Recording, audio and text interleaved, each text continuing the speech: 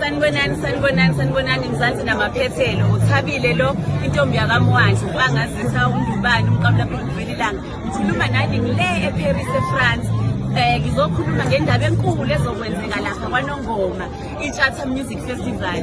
Ukhathi ngiyanimema nonke umakatazidudle kubaphelelani nobuningi benu nizobungaza kanye naye iCharter Music Festival ezobe yenzeka ngomhla ka-29 December eLindiwe Stadium kaNongoma. Sondelani nonke kwaZulu Natal yonke iphelele nizobungaza kanye noCharter. uCharter la into ayifunayo ukumbano ukuthula. Ingqikithi yalo mcimbi lo ukuthi azokwakha ukuthula ukumbano nozwano ngekhathi zamaholide aphinde futhi azokuthula ngokusemthethweni iCharter Ngobe Foundation ezoletha ukukhulu umehluko phakathi kwabantu yenza umehluko omkhulu emphakathini.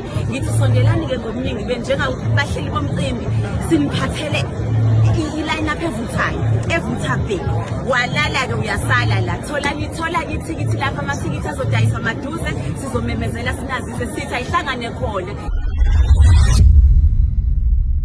Sibonge kwintokazi laphana sibe lahle kakhulu ile eParis lapho nje isigameko eParis idumile kulamalanga eParis right. Sibonge laphana uCharter ngumsakazi uKhozi FM.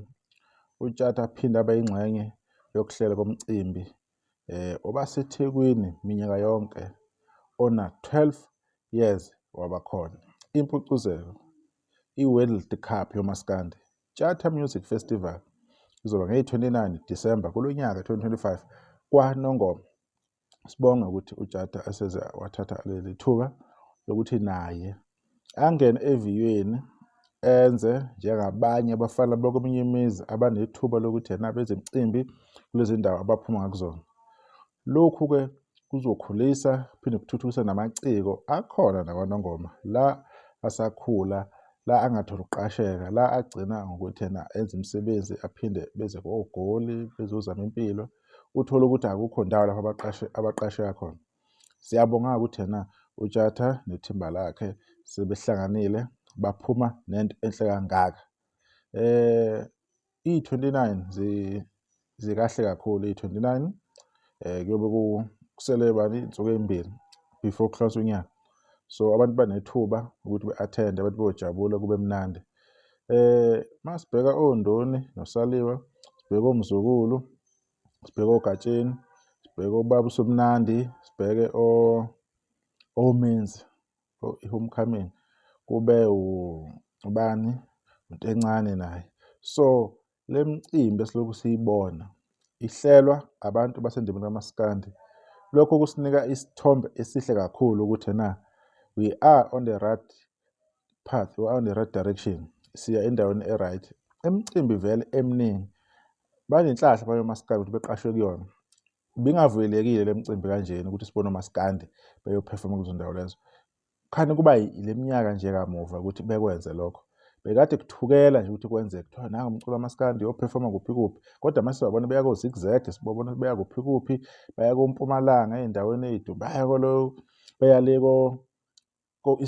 Eastern Cape endaweni zakhona ezaziwayo ukuthi la ziyakhipha baya ngisho kuphi eCape Town. Uyabona nje ukuthi yena kuhle kangakanani.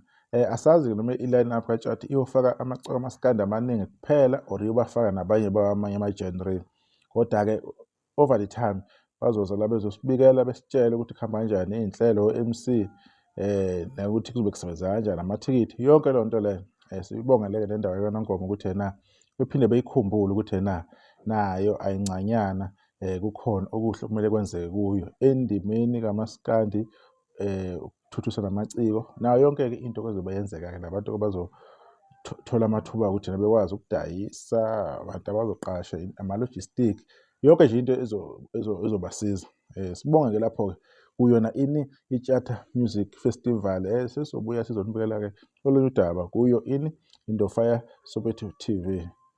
Nisale kahle.